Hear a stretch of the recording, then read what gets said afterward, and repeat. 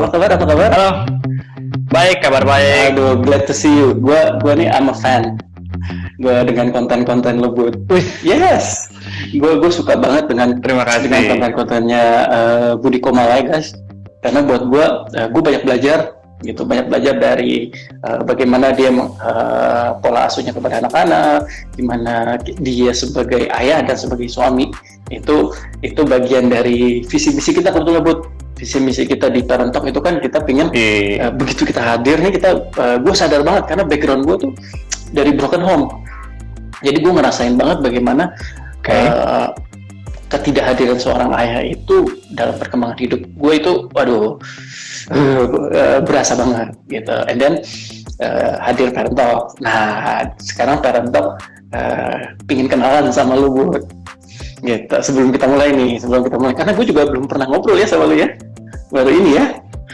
First time. Iya, belum pernah kita. Gitu. Gue fans diem gitu, Bud. Fans konten lo. Oke. Terima kasih. Boleh kita kenalan dulu nih sama Budi Komala. Halo, nama gue Budi Komala. Keseharian gue sebagai ayah yang sesekali motret, tapi lebih sering sebenarnya jagain anak. No wonder dia punya IG feed bagus-bagus. Terus. Iya. Iya, jadi gue basically gue kerja di rumah. Jadi semenjak sebelum pandemi pun gue udah set untuk gue pengen bisa kerja di rumah. Jadi gue ada studio sendiri di rumah. Jadi kalau yang mau foto bisa datang ke rumah. Dan kenapa begitu? Karena gue pengen punya kerjaan yang bisa gue kontrol kapan gue mau kerjanya, terus kapan jarak gue dengan anak juga nggak jauh jadinya gitu. Anak sekarang berapa, Bud? Anak satu. Umur? Joey kemarin baru 21 bulan. Oke, 21 bulan ya. Seberapa enjoy-nya lu setelah punya anak? Seberapa enjoy ya? Gue nggak expect awalnya apa ya? Gue udah mikir kayak, oh my god, nanti jadi bokap gimana ya? Gue bakal, soalnya gue sendiri gue ngerasa gue masih kayak, gila gue super orangnya suka emosi gitu segala macam. Tapi setelah ada anak, ya nggak tahu kayak diri sendiri kayak pengen berubah aja jadi lebih baik gitu. Oke. Menarik karena lu udah langsung sebut kalau lu emosi ya. Itu untuk short introduction. Nah, gue senang lu mention lu menyadari kalau lu emosian gitu. Sementara hari ini kita mau bahas sesuatu tentang pasangan nih, Bud. Gitu. Tentang lu dan istri. So, guys, kita nih mau ngomongin mengatasi konflik dengan pasangan nih, Bud. Gitu. Lu pacaran tuh bisa lama ya, terus married, terus sekarang udah berjalan dengan dikaruniai satu anak. Apa, Bud, yang bikin kalian bisa bertahan? Menurut gue kalau dilihat dari sekarang, kalau gue udah dalam posisi gue sekarang, gue lihat ya kayaknya willingness untuk kita berdua overcome setiap masalah yang kita hadapi gitu. Kayak gue sama istri gue dari dulu sampai sekarang kita literally bahas apapun, hal sekecil apapun. Kayak misalnya kalau sekarang tipe pasta apa yang mau Joey makan, dia mau yang spiral atau mau yang spaghetti atau mau yang pendek gitu. Segitunya gue ngebahasnya. Kayak setiap kali Joey beli baju atau mungkin hal-hal kecil yang kita bahas. Jadi hampir nggak ada informasi yang gue nggak tahu, dia nggak tahu gitu. Saya selalu kita sama-sama tahu. Komunikasi ya. Oke, tapi seringan berantem kapan? Waktu kapan nih, Bud? Seringan berantem waktu pacaran kah? Atau justru setelah married? Berantem nih dalam arti bukan cuma justru lebih sering berantemnya maksudnya berdebat gitu ya. Gimana? Lebih sering pas pacaran justru. Mungkin karena gue pacaran itu dari gue umur 18 ya, dan lu tahu sendiri lah kayak dari umur yang masih cukup muda, freshman di kuliahan sampai akhirnya ngatesin 20-an sampai sekarang ini, kayaknya menurut gue kita berantemnya super duper banyak sih menurut gue. Gitu. Jadi mungkin karena setelah itu kita udah makin tahu ya cara ngadepin satu sama lain ya. Kayak Cindy orangnya lebih kalem, jelas. Gue lebih meledak-ledak, dan gue tuh dulu selalu pengen pokoknya kamu harus ngertiin aku gitu. Kalau aku caranya gini. Cuma dia yang redamin gue, dia yang tipenya yang cool me down gitu lah. Dan setelah berjalan itu ya makin lama makin tahu sela-selanya untuk nyampain pesan yang pengen kita sampein gitu ke pribadi masing-masing. Oke, ini menarik karena gue jujur aja gue kalau gue sih justru sebaliknya Bu, gitu. Gue malah kalau setelah menikah ini malah lebih sering gitu, karena buat gue gue tuh agak rewel. Kalau waktu kita pacaran kan nggak tinggal bareng ya, gitu ya. Nah kalau gue tuh agak rewel, even ya walaupun gue suka kasih contoh ini di event gitu ya, tapi gue tuh beneran ini sesuatu yang terjadi di kehidupan nyata gue. Kalau masalah toothpaste aja, masalah odol, itu gue problem gitu. Oh ya. Sesimpel itu. Gue dengan odol yang dipencet di atasnya gitu cuy. Jadi begitu mau habis kan, bawahnya tuh banyak kan. Jadi ya udah, awal-awal sih kesel, karena lama-lama ya udahlah gue ambil keputusan, gue yang bagian bawahnya gulung-gulungin ke atas gitu ya. Iya. Itu hal yang simpel. Yang lainnya mah jangan tanya ya, masalah anak apalagi gitu ya, perbedaan gitu ya setelah tinggal bareng. Menarik sih, lu malah saat lebih banyak saat ini ya. Jadi kita lihat juga so far. Tapi semoga ya justru adanya berantem sebenarnya pertanda bahwa kita berkomunikasi. Exactly. Salah satunya ya, kalau memikir positif. Lalu konflik apa lagi Bu? Konflik apa lagi yang pernah menurut lu yang paling menyebabkan kalian berdua itu nggak sepakat gitu, and then bagaimana kalian overcome itu sih? Apa ya? Gua mungkin karena udah terlalu lama kita, justru orang kan kemarin banyak yang gue denger mereka udah nggak pernah, biasa suami kerja, istri di rumah, terus sekali ya pandemi kan semua di rumah, terus banyak banget konfliknya kan. Dan gue tipe orang yang setiap hari di rumah gitu, gue setiap hari ketemu istri di rumah, jadi udah lama banget ya. Sebenarnya receh-receh kayak tadi lu bilang odol, dulu biji gue tuh sukanya odolnya tuh dipencet, terus bukannya dituang kayak gitu, tapi diginin dari odolnya gitu.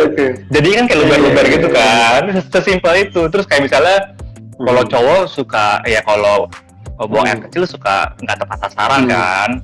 Nah itu gue overcome-nya, gue sekarang kalau di rumah gue buang air kecil tuh duduk di kloset. Jadi gue tuh paling suka lupa turunin tutup kloset. Jadi simpel gitu, konflik kita di rumah simpel itu. Oke.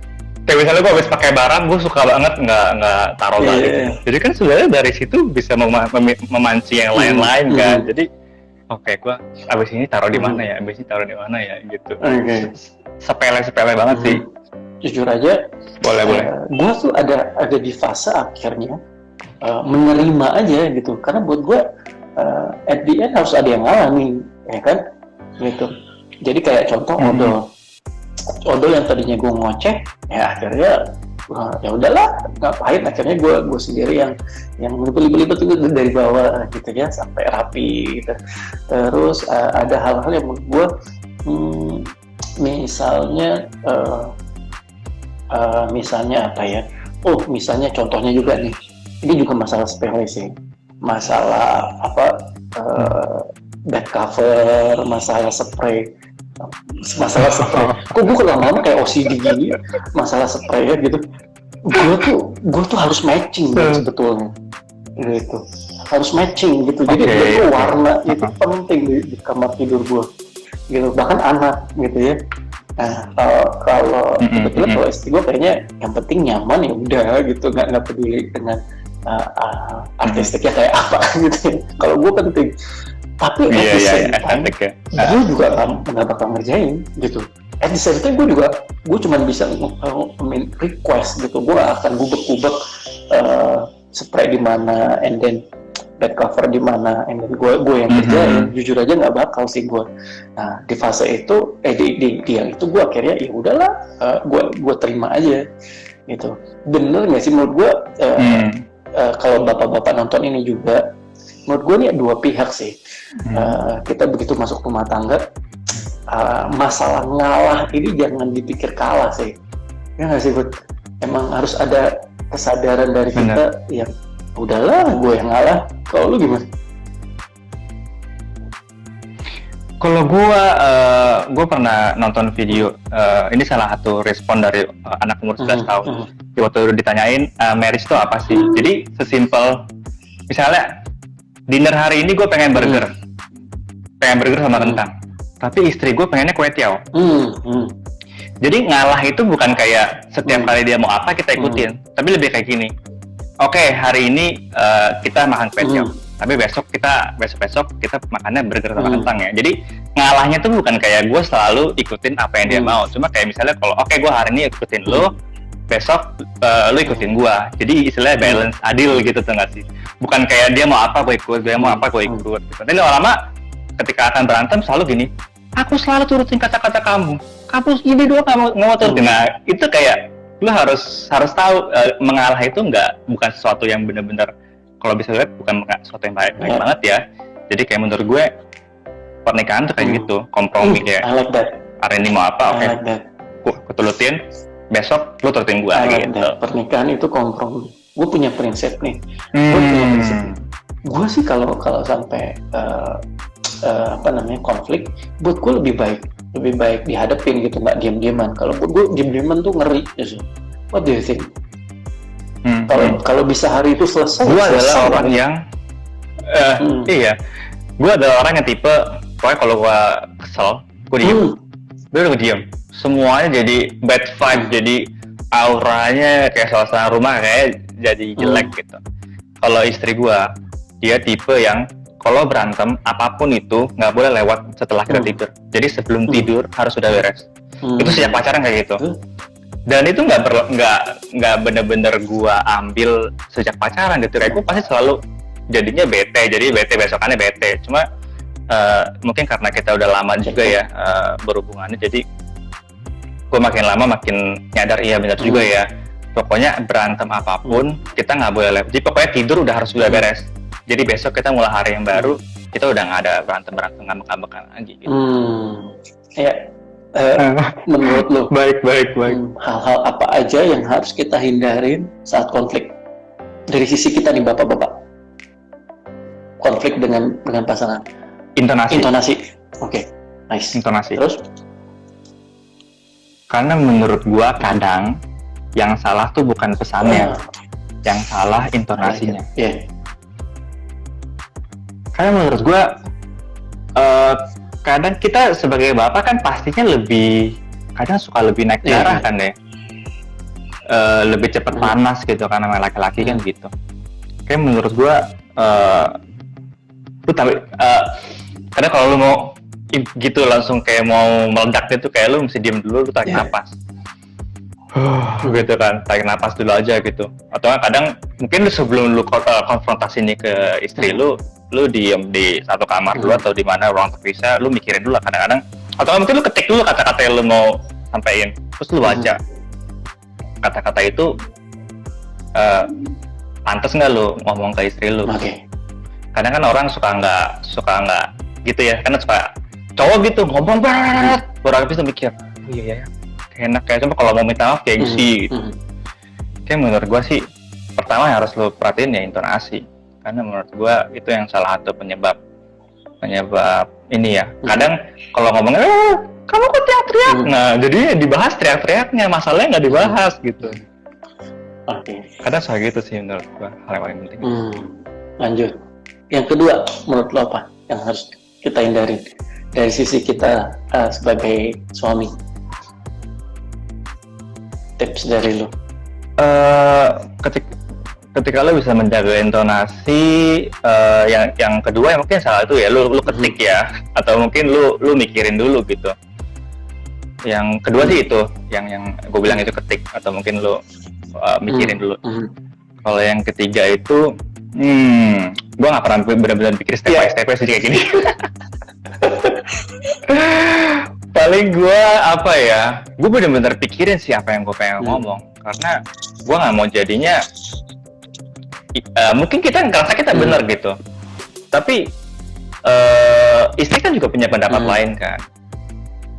Jadi gue rasa lu tuh harus mulai kayak kasih tahu pendapat lu ini dengan cara yang lebih baik gitu, kayak pemilihan kata-kata, jangan kayak kamu tuh ya, aku selalu bilangin gini. Pokoknya kayak lu kayak istilahnya lu selalu lu gitu kan, pasti istri kan kayaknya kan kayak gini kayak panas, apalagi dia udah seharian kerja di rumah ngurusin anak, terus lu baru pulang, lu juga capek, istri juga capek, terus jadi mendingan menurut gue ya, kalau lu mau ngomongin masalah itu, apalagi mau ngomongin misalnya mau beli sepeda atau mau beli barang-barang hobi ya, beli cemilan kayak ngomongnya sambil nyemil atau ngomongnya sambil nikmatin apa gitu, itu akan lebih baik lagi.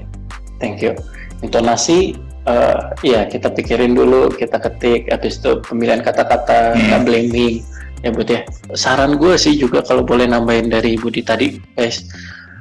Buat gue yang harus dihindarin dalam konflik itu juga di zaman sekarang ya. Di zaman sekarang itu adalah lu berantem lewat teks, berantem lewat WhatsApp, berantem lewat you name it lah. Pokoknya messaging apps itu buat gue it's a no. Gitu. Bahkan lebih baik kita angkat telepon and then lu ngobrol. Kalau misalnya tidak ada di satu tempat, even kalau ngobrol pun buat gue lu harus segera menyelesaikannya, dalam arti kalaupun tidak selesai, buat gue nih tips gue ke teman-teman di sini, kalau lu harus ngobrol lewat telepon, lu yang harus kita lakukan adalah ya udah masalahnya apa, and then ya kita obrolin nanti waktu kita ketemu atau kita lagi kita pulang nanti ya gitu. Buat gue itu penting banget. Jangan di WhatsApp bla bla bla bla panjang lebar. Wah itu hell sih. Gue bilang itu enggak banget. Itu pertanyaan gue yang terakhir. Tapi ada satu pertanyaan menurut gue ini perlu kita jawab bareng-bareng, yaitu bagaimana kalau tadi ada pertanyaan bagaimana kalau kalau suami itu marah di depan anak-anak sampai banting-banting barang. Kalau gue selalu mikir, gue pengen jadi figur laki-laki yang kedepannya mungkin ketika jauh dewasa dia bisa lihat dari gue gitu. Jadi apalah pengaruhnya akan sangat buruk ketika dia lihat, oh cowok tuh kalau marah tuh harus kayak gini ya, banting-banting barang. Oh bapak itu kayak gini ya, nggak respect istrinya. Kayak gue ngerasa kita kan role model pertamanya si anak kan, pastinya dong. Dia lihat ibunya, lihat bapaknya, dia tahu standar cowok gini, standar cewek kayak gini gitu. Dan setiap kali gue mau istilahnya kayak meledak di depan, meledak ke istri terus di depan anak, gue akan selalu mikir itu. Men ini mungkin meledaknya bakal cuma beberapa detik atau mungkin semenit, tapi kayaknya bisa membekas diingatan. Kayak lu kan, lu bisa ngeliat mungkin dulu lihat orang berantem, lu keinget sampai sekarang, kayak walaupun lu nggak jelas exactly ngomongnya apa, tapi lu taunya berantem kan. Jangan sia-siain beberapa detik, beberapa menit, itu efeknya bisa lama banget sih menurut gue, dan harus consider itu ya. Apalagi orang yang dari sisi orang yang tahu dia meledak, kayak gue tahu gue emosian, kan gue udah ngomong di awal. Dari situ ya gue harus sudah tahu ini cara gue nggak boleh begitu. Gue nggak mau anak gue mencontoh yang tidak baik. Thanks a lot Bud buat waktu lo. Gue kembalikan lo bersama keluarga. Kita keep in touch. Kita keep in touch ya. Mudah-mudahan lebih banyak kolaborasi sama lo. Very happy dengan sesi ini. Keep inspiring us. Oke Bud. Salam buat istri. Will do. Hopefully. Iya.